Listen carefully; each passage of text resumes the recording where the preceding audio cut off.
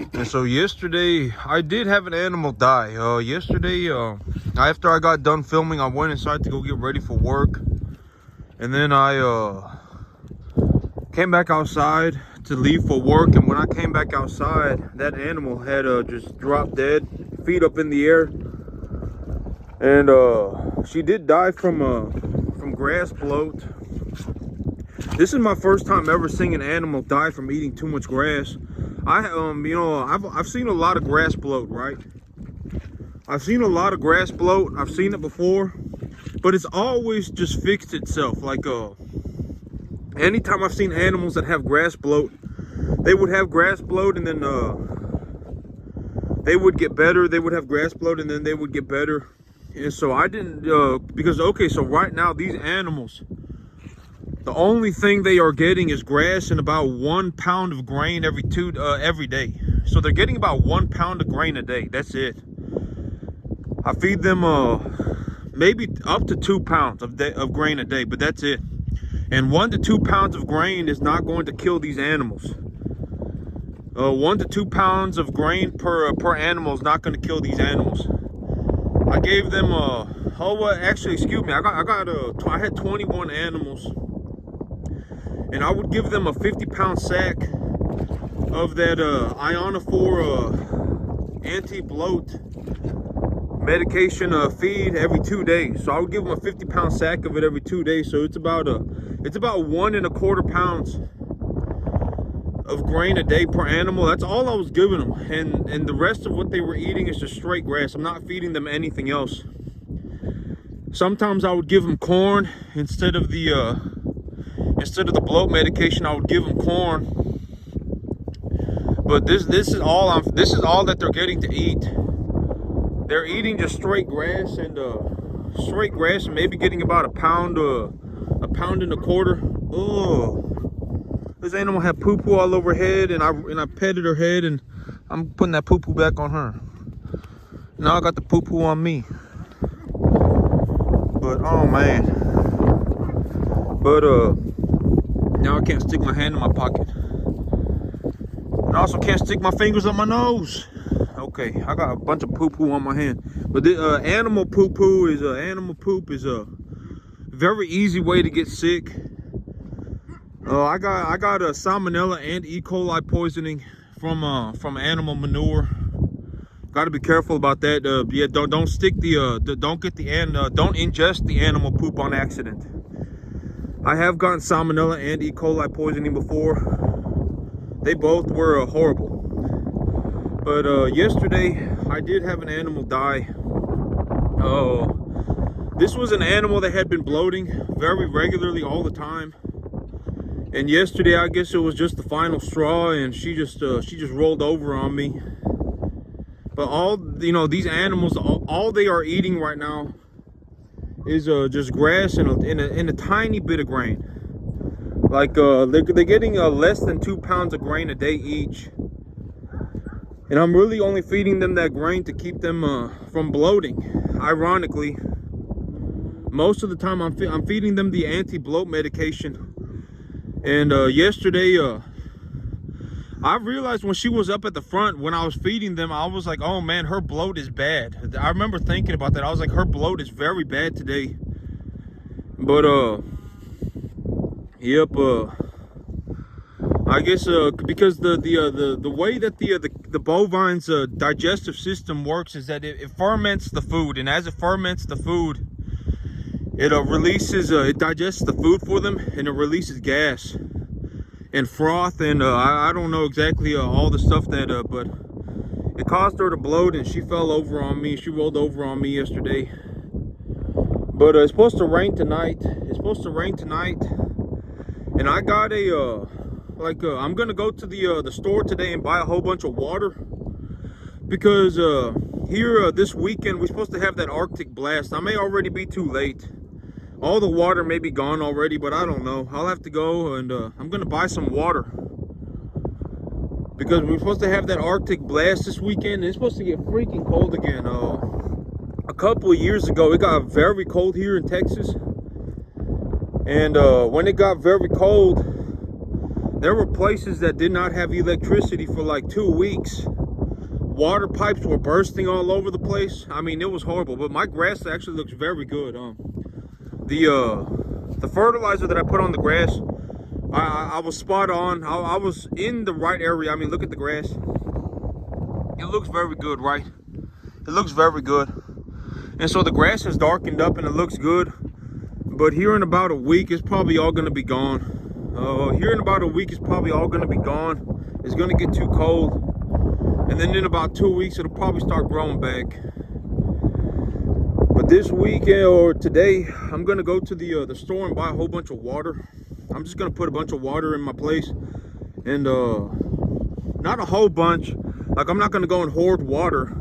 But I'm just going to make sure that I have enough water that I at least, you know, in a worse, if something happens to my water lines, right? Because I remember last time that there was like an Arctic blast, water pipes were blowing up all over the place. I mean, there were water pipes just exploding. There were places without electricity for a couple weeks. And so I'm just like, you know what? I should probably just have enough water on me to last at least, you know, I probably got enough water to last me about a week right now. I should probably just double that, right? I should probably just have enough water to last me 2 weeks. And if I have enough water to last me 2 weeks, I'll probably be okay. I'm not saying like this is the end of the world, right? I'm not like, oh my God, I'm gonna go and buy enough water to last me a lifetime. I'm not saying that. But, and at the end of the day, if I desperately needed it, right, I got a life straw. So, I mean, it's like, you know, but I got I'm just gonna go and buy enough water to last me a couple weeks. And man, but the grass looks very good. The grass is very tall around the whole field. I'm actually surprised by how much my grass has grown in. I think over the last week or so, the fertilizer really got a chance to get in the ground because it's been raining and it's been damp. And so the fertilizer really got a chance to go in the ground. And when it got in the ground, it's the plants they're growing. The grass is growing very well. I would say the grass across my whole field, even the front, is about 6 to 8 inches tall. And the grass in the back, it gets better as I go to the back. And so this grass gets better as I go to the back. And but from now until infinity, until the end of time, as I know it, I will be limit feeding my animals.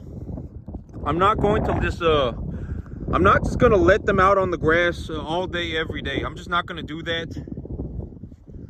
I did not know that animals could die from eating too much grass. I did not know that until yesterday. It did not even cross my mind because for me, for whatever reason, I was like a grass bloat and grain bloat are two separate things. For whatever reason, in my mind, that's what I was thinking. I was like, oh, if they're bloating on grass, it's different than if they're bloating on grain. But it's not. It's the exact same bloat. If they're bloating on grass, it's just as bad as if they are bloating on grain. They are eating too much. And the idea of limit feeding. Okay, so limit feed. Oh, I almost stuck my hand back in my. I gotta be careful about my hand. I got all this poo-poo on my hand. The idea of limit feeding is just feeding the animal enough to get the desired result. And so last year, I actually used to measure my animals every week. And so I would feed them a certain diet. I would feed them a certain diet, and I would take a tape measure, and I would measure them because there is if you just look up on Google, there is you can take the circumference of their chest and the length of their body, and you can put those numbers into a formula, and it will give a rough estimate weight for the animal, and the rough estimate weight is very accurate. It is very accurate as long as you get accurate measurements. And so I used to measure my animals every week. I would measure 3 of my calves every week. My 3 most tame calves I had, I would measure them every single week, and I would take a note of how much weight they were gaining. And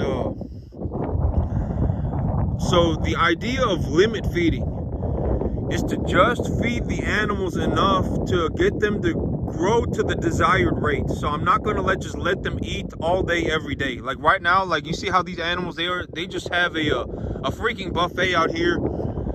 I'm not gonna leave them out here all day, every day, like I've been doing. I'm not gonna do that. And so, in terms of the commercial markets, from my understanding, okay, because this stuff is not stuff that I come up with on my own. Like when people look at cattle and they look at the commercial grading standards for cattle, the USDA uses a scale from 1 to 9. 1 being very skinny and 9 being very fat.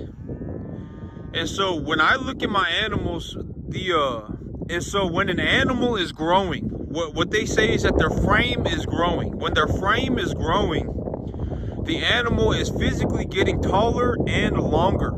They are still young animals, but at a certain point, just like a human being, the animal's frame will stop growing. Just like me, right? I'm probably going to be as tall as I am until the end of time, right? Until the end of maybe I shrink, but I'm not getting much taller, if any at all, right? And so animals are the same way. They will grow up to a certain, their frames will grow up to a certain point, and after that, their frames will stop growing, just like people. And so the idea of limit feeding on a calf farm like mine, like a place where I raise calves to turn into feeder cattle, and then I hand the feeder cattle over to the commercial yards, right? And honestly, I probably could raise cattle up to being super fat, but that's going to take very long, and it's going to take very long, and it's going to it's not really the best utilization of my resources, because an animal that is 1,600 pounds will eat twice as much as an animal that is 800 pounds. And that animal that is 800 pounds will eat twice as much as the animal that's 400 pounds. And so it's in my better interest to reduce the weight of the animal and to raise more animals. For a farm like mine, it makes more sense to do that. And also, the smaller the animal is, the more chance that there is of the animal having health complications. And so my farm is very, very, very, it's been built to handle animals and to treat illness and to get these animals squared away to be turned into feeder animals. That's what my farm has been built to do. That's what that's the big idea of my farm. And so these animals, so roughly up until about 2.5 pounds of gain a day, the animal will simply grow their frame. They will not put on much conditioning. And conditioning, it just means fat. They will not put on an excessive amount of fat. Up to about 2.5 pounds a day, depending on the frame of the animal. Okay, depending on what frame size the animal is. If the animal has a large frame, like they are very tall and very large, then maybe they can do more than 2.5 without gaining conditioning. But the average animal, they can put on about 2.5 pounds a day without putting on much conditioning. And what that means is that the animal will grow at a USDA scoring of about 5. The animal will be at somewhere between a 5 and a 6, which is the ideal range for a growing calf. When the calf has finished growing and they are being fattened, to be taken to the processing plant. Maybe the animal should be closer to a 7. Maybe the animal should have a bit more fat on it than just an animal that's being grown. That's just being the frame is being grown. And so when the animal is like in the last stage of development, in the last maybe 3 months. Maybe at that point it would be a good time to really push that extra weight on them, because at that point their frame has about stopped growing. Their frame won't get larger much faster. Their frame probably will get larger, but it will get larger very slowly. And so the idea of limit feeding is to put these animals on a diet that keeps them on somewhere between a USDA score 5 and 6, somewhere between a 5 and a 6, while they grow their frame. And so as their frame grows, if they maintain a body conditioning score of between 5 and a 6, they will still gain weight, because their frames are growing, but they are still maintaining the same amount of weight. And a lot of my calves, they are a bit overweight. A lot of my calves, because these animals, their frames are growing. They are growing and they are still getting fat. And I think that, a lot of people, the commercial industry, that they do like seeing animals like this. You see how this animal is slightly rectangular. She is slightly rectangular. That's a sign that she's a bit too fat. Well, not gonna say bit too fat. That is a sign that she has a bit of excess fat on her. And the calf like that, she's still growing. I mean, she's still growing. She still get tall. She's still getting taller. She's still getting longer. And so she's still managing to get fat while she's growing. And, you know, but that's the result. If these animals are left on a field of grass like this 24/7, you know, it will happen. These animals, they will eat too much, and they will bloat on the grass too. They will bloat on grass just like they bloat on grain. But you can tell. I mean, if you take a real close look at this grass, I mean, just look at this grass, right? I mean, this stuff must be. I mean, look at the look at the leaf width, right? I mean, look at the width of the leaves. Nearly as wide as my finger. Nearly as wide as my finger. I mean, the leaves are very thick. The leaves are very thick. I mean, there's a lot of biomass on this field. And the grass must be a foot tall. And so every time these animals get a mouthful of food, they are eating a lot of food. I mean, you know, imagine grabbing a mouthful of this right here. It is a lot of food. I mean, these animals, they have there is a lot of grass. I mean, more grass than these animals could ever eat. And, you know, and what happens is that these animals, they get put on this field, and if they're left on this field to just eat all the time, they are going to eat too much, to the point that they die. You know, yesterday I had an animal die from eating this grass. She ate way too much. And I've been keeping an eye on it, and I've been noticing, like, oh man, this animal's bloating pretty bad. This animal's bloating pretty bad. But I figured if I fed her some bloat medication that it would fix her up. But yesterday, I guess, you know, the bloat medication was keeping her alive for a couple of weeks. But at a certain point, I guess it was just too much, and the bloat was too severe. But I mean, look at this grass, right? The grass is tall and it's very thick. I mean, the grass is very tall and it's very thick. I don't have any signs of seed heads on my field yet. And so this grass is not this grass is still in its vegetative state. I don't even see a flag leaf out here. And so I'm sure that there are flag leaves out here. I just don't see them. I'm sure there are. If I looked very close, I'm sure I could find them. But and also the animals are probably as they're eating the grass, they're probably ripping the flag leaf apart, which is good. Because if they rip the flag leaf off the plant does not have a way to produce seed, and so it'll have to regrow that portion of its material. But after about this week, this grass is probably going to be gone. It's probably going to get too cold and the grass is going to be gone, and I'm going to have to put them on a total mixed ration. But after about 2 weeks, the grass will probably start growing back. But yep, that's just I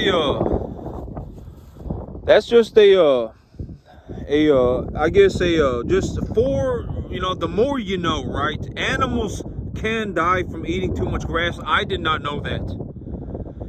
I did not know that until yesterday. But animals can die from eating too much grass. These cattle, it is not a good idea to just leave them on a field of grass 24/7. It's not. You know, if these animals, in all honesty, with grass of this quality, if they are walking around and eating grass like this, even if they only eat for 3 to 4 hours a day, they will probably get enough. I mean, because this grass, you know, imagine getting a mouthful of this grass like this, right? It is a mouthful of grass. I mean, they are eating a lot. Every time they bite down one time, they are getting a massive amount of grass. I mean, look at how wide the leaves are. Look at how thick the plant material is. I mean, these animals, they are eating a lot. And the grass is so plentiful. I mean, look at this. They're standing on this one portion of the field, right? They're standing right here on this one portion of the field, and they are just chomping away because there's so much grass underneath them that they don't even need to move. Because these animals, when the grass is thinner, they will move around the field to eat. But when the grass is very thick, they will literally just stand in one spot like this and just chomp at the ground. Because they don't need to move. I mean, there's grass everywhere. And so, you know, when the grass is like this, the animals will die on it. I did not know that until yesterday, and that is very good information. And the way that I'm going to solve this problem is I'm going to limit feed my animals. I'm just going to feed them enough to keep them in a USDA body score of 5 to 6. And I'm going to grow their frames. I'm going to grow their frames. And if at the very end, like let's say I'm about to take the animals to the sale barn, right? Let's say, oh, here in about 2 weeks, I'm going to take the animals to the sale barn. At that time, I may in a controlled environment, I may let them out on the field to just eat as much as they want for about a couple of weeks, just to get that extra little bit of fat on them so that they look good for the market. But other than that, I am going to limit feed my animals, probably until the end of time. I'm just going to limit feed my animals, because limit feeding my animals gives me a very limit feeding the animals allows me to keep a very good handle on my resources, but it also allows me to keep a very good handle on the health of the animal. So I'm able to maintain the quality of my feed resources, so I can come out here and take a look. The cattle, I'm going to let them graze for 45 minutes a day. And when I let them graze for 45 minutes a day, what does my grass look like? Maybe they're still too hungry. Maybe they're maybe they're still too hungry, or maybe I can even measure some of these calves. If I have a very tame calf, I can measure the calf, and I can make sure, I can check the animal to see, okay, if I let these animals out for 45 minutes a day and I take their measurements, and are they gaining 2.5 pounds a day? Well, what is my target weight gain? 2.5 pounds a day, right? Are they actually gaining 2.5 pounds a day? Are they gaining less than 2.5 pounds a day? Are they gaining more than 2.5 pounds a day? And if they're gaining less, I can let them out on the grass for more. And if they're gaining more, I can let them out on the grass for less, right? And it gives me a very, very realistic handle on feed resources and the output of my farm. And it's very easy. The only thing I need is a tape measure. If I have one of them tape measures, I can literally just wrap it around my animal. I can wrap it around my animal, and I can take the measurement of the length of their body. And if I take the circumference of their chest and the length of their body, and I just plug it into a formula, it will legitimately give me the weight of the animal nearly perfectly accurate. I mean, it's like within 10 pounds. And so literally all I need is a tape measure. If I have a tape measure, I can do all of this. None of this stuff is very complicated. You know, it's like, oh, if I leave the animals out on the grass for 45 minutes and they're not gaining enough weight, I'll leave them out on the field for an hour, right?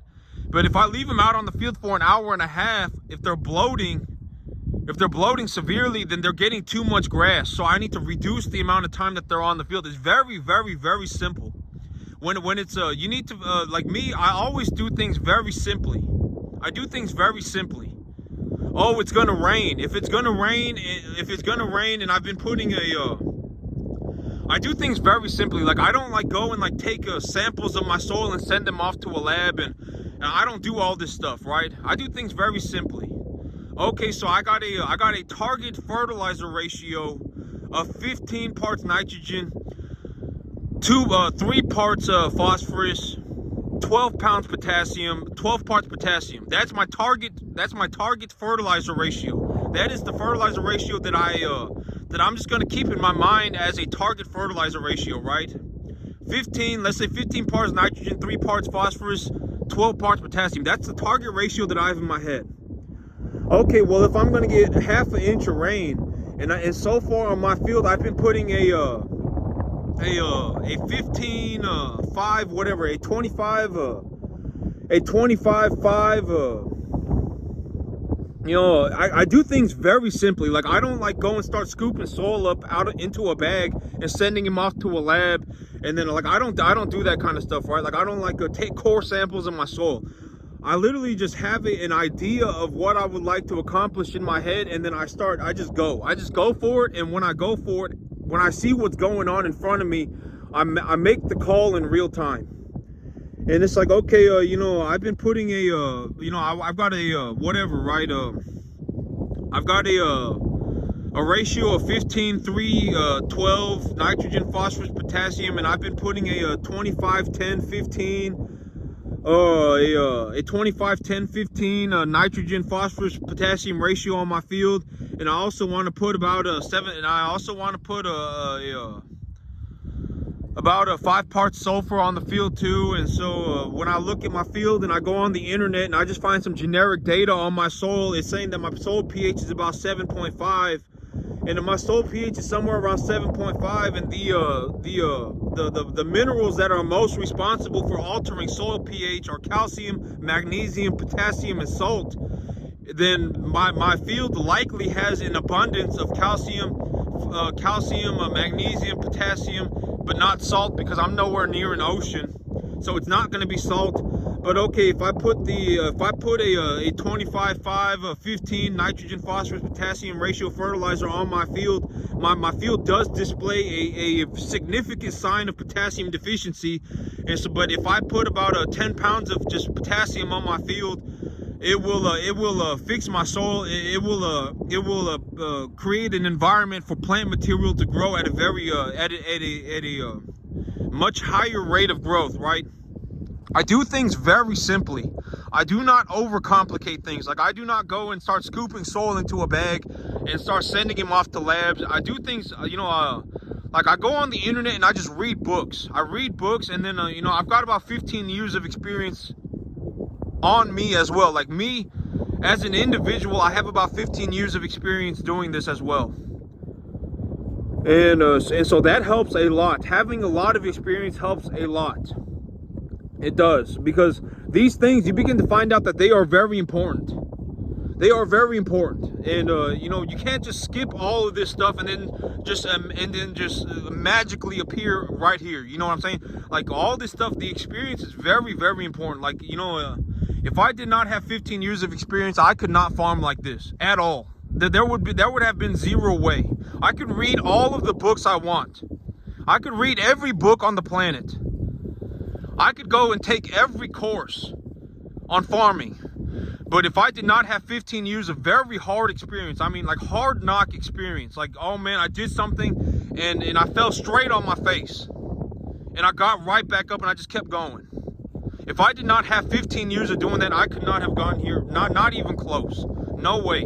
Not at all. And here's the thing, okay? Like, this farm, realistically, this farm makes me about, I would say it makes me, on a conservative estimate, it makes me about $60,000 of net profit a year.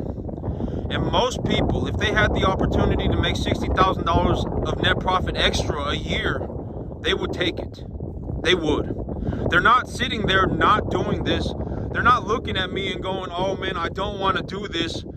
I have the opportunity to do this, but I just don't want to do it." They're not doing that. Okay? A lot of people, if they had the opportunity to make this amount of extra money, they would do it.